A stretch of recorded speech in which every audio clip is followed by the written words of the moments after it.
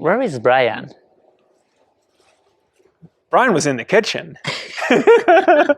Brian Powell of I Run Far here with Germain Grangier before the 2025 Hardrock 100. How are you, Germain? I'm good. Great to meet you in the US. Yes, it's good to have you here. Welcome to Silverton. Welcome to Hardrock. Yeah. We're going to go back in time a little bit. Last year, you raced UTMB in Diagonal de Fou and didn't have great races there. Yeah. What went wrong, and how have you corrected that? I wish I would have an answer, but right now I don't. Yeah, I had like a weird thing in my legs after 12 hours in both of the races. So I went through a lot of medical exam because my legs couldn't like contract or coordinate. I was kind of losing the strength like in a sudden. So I didn't find anything because I have some history with my arteria in my legs from cycling. I had some injuries there, so I wanted to check if it didn't evolve. So apparently we're all good with that. Okay. But yeah, I checked a lot of things, but I don't have any really answer for that. So started from scratch, all the nutrition, starting to work on different things. And here I am. Here you are again. Yes. Well, it's not your first try after those those races. You ran the 72 at Chianti Ultra Trail and Mute, the long race there. Yeah, exactly. And they went fine. Yeah, exactly. So your legs are back. Yeah, they didn't go beyond this like barrier of like 12, 13 hours. Okay. So I'm still like here to find answers, and yeah, it's interesting to see how things can go super well from a year to like not well from another year. Yeah. So. But it's a new year. Yeah, exactly. So that's a new year, a new game. Yeah. And how has your preparation gone this year compared to the past? Great. Yeah. This year I didn't have like any injury. Last year I broke 2 ribs. This year I only cracked 1. Oh, good improvement. So was this skiing? Yeah. No. That was cross country racing. I got elbow kicked at the start.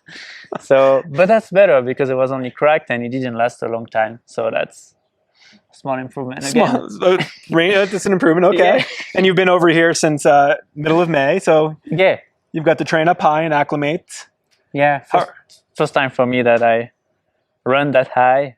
I've been doing things in the mountain high, but not running. Yeah. Which is different. And how has that gone? It's hard. Yeah. It's hard because in Europe, I would talk in meters when you go at 4,000. Yeah. I guess 13,000 feet. Yeah. You see how good I am. Yeah. And yeah, you're in like super technical terrain or on glaciers or rock falls, so you're moving slow. You cannot run. And here you can be like on a plateau you could be a road that engineer like wanted to run. So yeah, I think it's good because you have to really take all the numbers you have from home and put them on the side and redefine everything, and that's a new start. Has that been a challenge or? Yeah, definitely. The first days and weeks were really hard. So that's also why we came earlier to figure out this thing. So now I'm past that period, so it feels better. And has your nutrition felt okay at this elevation? Because that can also be a challenge. Yeah. I took a lot of notes and worked through different things, and I think now I pretty figure out what's working for me. Yeah. This is your first long ultra in the United States. You've run Speed Go, but that's a big difference. Yeah. I mean, you have crews and some European races, but you can have a pacer here. The crews are kind of a different feel, even I think, than in Europe. Yeah. What do you think? What do you feel is the biggest like challenge or change from being at home? Or are you excited about having these? Yeah, I feel like first I was really honored to be able to run Hardrock because I think it's super, like, it's kind of like a lifetime experience. So that's also why we decided to come earlier, because I wanted to understand how those mountain works. Like it's super different from home. Like it's sometimes super open, it's up high, there's storms coming super fast and leaving super fast. I wanted to understand water, if we can drink water, not water, like wildlife. So I was really excited about all of that. And yeah, the pacer is a new thing for me. Running 100 miles in the US is a new thing for me. But I work with a lot of like Americans and English speakers, so that's not such a big challenge. Yeah, it's okay. Yeah. I have noticed that you tend to really improve when you run the same race. You often improve a little bit. Yeah. It happened many years at UTMB, excluding last year, but it kept happening. And then Diagonal du Fou, the same. Yeah. How do you approach coming to a very important to you race for the first time?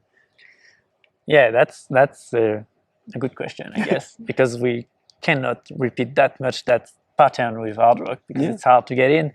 So that's also a reason why we wanted to come earlier to kind of get rid of all these uncertain factors, I would say. Yeah. So yeah, coming to Hardrock, I think it's another mindset to approach the race, and I think it's just more like being ready to be more close to my feelings and more like ready to adapt around the race than just like setting and like running the plan that perfectly at UTMB. So yeah, it's not repeating, it's just like starting a new thing. Yeah. What are you most excited about for your first Hardrock? I think I'm pretty excited about how I will respond to a long run at altitude. But yeah, my main goal is to finish the race and run after 12 hours. Like if I like reach this barrier and I'm like, whoa, my legs are still working, that will be like such a big relief feeling for me. Yeah. So that's my first goal, I would say. Well, good luck, and I hope you get to do that. Thanks, again. Go back to the kitchen. And now a bonus question for you, Germain. Okay. Today is, well, I don't know if it's your first, is this your first American 4th of July? Yeah, I think I got to experience a lot of Thanksgiving. Yeah. Like experience Thanksgiving, but that's my first 4th of July. Yeah. What's been the most interesting thing for you today so far? Yeah, I think it's funny because 10 days after in France, we have like the 14th of Bastille Day. Yeah, exactly. That's like the national day also.